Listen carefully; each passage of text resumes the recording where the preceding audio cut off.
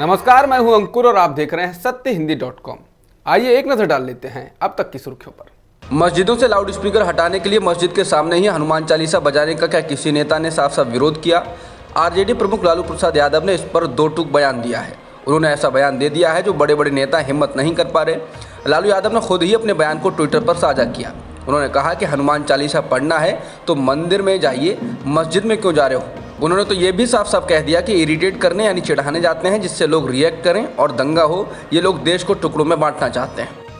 चुनावी रणनीतिकार प्रशांत किशोर ने कहा है कि वो बिहार में 3000 किलोमीटर की पदयात्रा करेंगे। उनकी यह पदयात्रा 2 अक्टूबर से पश्चिमी चंपारण में स्थित गांधी आश्रम से शुरू होगी। प्रशांत किशोर ने कहा कि वो अभी किसी राजनीतिक दल का गठन नहीं करेंगे। प्रशांत किशोर ने कुछ दिन पहले ट्वीट कर कहा था कि लोकतंत्र के असली मास्टर्स के पास जाने का समय आ गया है, जिससे लोगों के मुद्दों को बेहतर ढंग से समझाया जा सके और जन सुराज के साथ आगे बढ़ा जा सके। उन्होंने कहा कि बिहार के गांवों, शहरों, गांव तक पहुंचना बहुत ज़रूरी है। चुनाव रणनीतिकार ने कहा कि पदयात्रा के दौरान वो लोगों की समस्याओं और उनकी अपेक्षाओं को जानने की कोशिश करेंगे। उन्होंने कहा कि इस दौरान वो हज़ारों लोगों से व्यक्तिगत रूप से मिलने की कोशिश करेंगे और इस पदयात्रा में 8 महीने से 1 साल तक का वक्त लग सकता है। किशोर ने कहा कि पिछली बार उन्होंने बात बिहार की कार्यक्रम की घोषणा की थी, लेकिन तब कोरोना की वजह से वो इस कार्यक्रम को नहीं कर पाए और अब हालात सामान्य हो गए हैं तो वो बिहार को समझने के लिए निकल रहे हैं। किशोर ने कहा कि वो अपनी पूरी समझ और पूरी राजनीतिक कौशल को बिहार के लोगों को समर्पित कर रहे हैं। राजस्थान में जोधपुर के बाद अब भीलवाड़ा में सांप्रदायिक तनाव की घटना हुई है।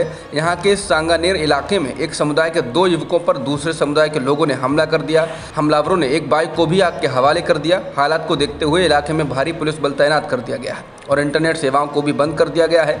जोधपुर में हुए सांप्रदायिक तनाव की घटना और राजस्थान के करौली में हुई सांप्रदायिक हिंसा और मंदिरों को तोड़े जाने की घटना को लेकर जमकर सियासी बवाल हो चुका है। भीलवाड़ा पुलिस ने कहा है कि एक समुदाय के 2 युवक बुधवार शाम को एक धार्मिक स्थल के बाहर बैठे थे। रात को लगभग 10 बजे 4 बाइकों में कुछ हमलावर आए और इनमें से एक युवक को बुरी तरह पीटना शुरू कर दिया। अजमेर रेंज के आईजी रुपेंद्र सिंह ने कहा कि इस मामले में 8 लोगों के खिलाफ हत्या के प्रयास का मुकदमा दर्ज कर लिया गया है और कुछ संदिग्धों को हिरासत में भी लिया गया है। उन्होंने कहा कि ऐसा लगता है कि इस घटना के पीछे कोई पुरानी दुश्मनी है। हालांकि पुलिस टीमें हमलावरों की पहचान करने और उन्हें पकड़ने के काम में जुटी हैं। राजस्थान के मुख्यमंत्री अशोक गहलोत ने देश में हुए सांप्रदायिक दंगों के लिए बीजेपी को निशाने पर लिया। गहलोत ने पत्रकारों से बात करते हुए कहा कि बीजेपी हर जगह आग लगा रही है। उन्होंने कहा कि वो किसी भी कीमत पर राजस्थान में हिंसा नहीं होने देंगे। गहलोत ने कहा कि करौली में दंगे के लिए जो तरीका अपनाया गया वही तरीका 7 राज्यों में था। उन्होंने कहा कि 7 राज्यों में दंगे हुए, फिर बुलडोजर चले। करौली में दंगों के लिए जो तरीका अपनाया गया वही तरीका 7 राज्यों में था। इसकी भी जांच होनी चाहिए। अशोक गहलोत ने केंद्रीय गृह मंत्री अमित शाह को चुनौती देते हुए कहा, अगर अमित शाह जी के अंदर दम है तो गृह मंत्रालय कमेटी बनाए, उसमें हाई कोर्ट के जज हों, सुप्रीम कोर्ट के जज हों। करौली के बाद जो 7 राज्यों में दंगे भड़के उसकी जड़ में क्या था, क्या भावना थी, क्या प्लानिंग थी, तमाम चीज़ें सामने आ जाएंगी। आगे दंगे होने रुक जाएंगे, ये मेरा मानना है। तेलंगाना हाई कोर्ट ने कांग्रेस के पूर्व अध्यक्ष राहुल गांधी के उस्मानिया विश्वविद्यालय में प्रस्तावित कार्यक्रम की इजाज़त नहीं दी है। इस मामले में कुछ छात्रों की ओर से हाई कोर्ट में याचिका दायर की गई थी। याचिका में कार्यक्रम की इजाज़त देने के लिए कुलपति को निर्देश देने की मांग की गई थी।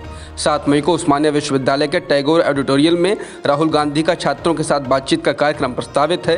याचिका पर सुनवाई करते हुए हाईकोर्ट ने कहा, याचिकाकर्ताओं के मुताबिक छात्रों का राहुल गांधी के साथ बातचीत का कार्यक्रम है, लेकिन इसे लेकर ये नहीं कहा जा सकता है ये राजनीतिक नहीं होगा। विश्वविद्यालय के कैंपस को राजनीतिक प्लेटफॉर्म के तौर पर इस्तेमाल नहीं किया जा सकता है। अदालत ने कहा कि विश्वविद्यालय में राजनीतिक कार्यक्रम की इजाज़त देना विश्वविद्यालय की कार्यकारी परिषद के संकल्प प्रस्ताव का उल्लंघन होगा। अदालत ने कहा कि भारत के संविधान का अनुच्छेद 14 सकारात्मक समानता की गारंटी देता है, न कि नकारात्मक समानता की। कांग्रेस के वरिष्ठ नेता पी चिदम्बरम को कोलकाता में तब अपनी ही पार्टी के कार्यकर्ताओं के जबरदस्त विरोध का सामना करना पड़ा जब वो बंगाल सरकार का बचाव करने गए। उस केस की पश्चिम बंगाल में कांग्रेस प्रमुख अधीर रंजन चौधरी द्वारा ही शुरुआत की गई थी, जिन्होंने मेट्रो डेयरी के शेयरों की बिक्री कृषि प्रसंस्करण फर्म केवेंटर को करने के तृणमूल कांग्रेस सरकार के फैसले को चुनौती दी। कांग्रेस नेता चिदम्बरम इसी मामले में निजी कंपनी के एक वकील के तौर पर राज्य सरकार के फैसले का बचाव करने गए थे। विरोध करने वाले कांग्रेस नेताओं ने आरोप लगाया कि चिदम्बरम कांग्रेस पार्टी की भावनाओं के साथ खेल रहे हैं। कांग्रेस से जुड़े वकीलों ने दावा किया कि उनके लिए कंपनी का प्रतिनिधित्व करना उचित नहीं था, जब पश्चिम बंगाल कांग्रेस के प्रमुख अधीर रंजन चौधरी ही बंगाल सरकार के खिलाफ केस लड़ रहे हैं। पीटीआई की रिपोर्ट के अनुसार विरोध में भाग लेने वालों में से एक वकील कौस्तुभ बागची ने कहा कि पूर्व केंद्रीय वित्त मंत्री एक ऐसी संस्था की ओर से पेश हो रहे थे जिसके शेयरों की खरीद पर पश्चिम बंगाल प्रदेश कांग्रेस कमेटी के अध्यक्ष द्वारा आपत्ति की जा रही है। पश्चिम बंगाल बीजेपी में बीते कई महीनों से चल रही उठापटक के बीच केंद्रीय गृह मंत्री अमित शाह राज्य के 3 दिन के दौरे पर पहुंचे हैं। साल 2021 में हुए विधानसभा चुनाव के बाद अमित शाह का ये पहला दौरा है। अमित शाह इस दौरान राज्य भर में आयोजित कई कार्यक्रमों में भाग लेंगे और राज्य बीजेपी के नेताओं से भी मुलाकात करेंगे। बंगाल में विधानसभा चुनाव में मिली हार के बाद से ही राज्य के बीजेपी नेताओं के बीच खटपट की खबरें लगातार आ रही हैं। बीते कुछ महीनों में राज्य बीजेपी के कई बड़े नेताओं ने पार्टी के आधिकारिक व्हाट्सएप ग्रुप को भी छोड़ दिया है। यूरोप के दौरे पर गए प्रधानमंत्री मोदी आखिरी दिन फ्रांस पहुंचे। यहां उन्होंने फ्रांस के राष्ट्रपति इमैनुअल मैक्रों से मुलाकात की। पीएम मोदी ने ट्वीट किया कि मेरी फ्रांस की यात्रा हालांकि बहुत संक्षिप्त थी, लेकिन यह बेहद उपयोगी रही। राष्ट्रपति इमैनुअल मैक्रों और मुझे विभिन्न मुद्दों पर चर्चा करने का अवसर मिला। जिस गर्मजोशी से उन्होंने और उनकी सरकार ने मेरा स्वागत किया, मैं उसके लिए उन्हें धन्यवाद कहता हूँ। वहीं मुलाकात के बाद दोनों नेताओं ने एक संयुक्त बयान में कहा कि फ्रांस और भारत ने यूक्रेन संकट और मानवीय संकट को लेकर अपनी गहरी चिंता व्यक्त की है। दोनों देशों ने स्पष्ट रूप से यूक्रेन में मारे गए नागरिकों को लेकर निंदा की और बातचीत और कूटनीति को बढ़ावा देने और लोगों की पीड़ा को तत्काल समाप्त करने के लिए एक साथ आने के लिए शत्रुता को तत्काल समाप्त करने का आह्वान किया। भारत में पिछले एक दिन में कोरोना संक्रमण के 3,275 नए मामले सामने आए। इसके अलावा बीते एक दिन में 3,010 लोग इलाज के बाद ठीक भी हुए हैं। इस दौरान 55 लोगों की कोरोना संक्रमण से मौत भी हो गई है। फिलहाल देश में एक्टिव मामले 19,719 हो गए हैं। अब तक की खबरों में इतना ही। बाकी खबरों के लिए बने रहिए सत्यहिंदी.com के साथ।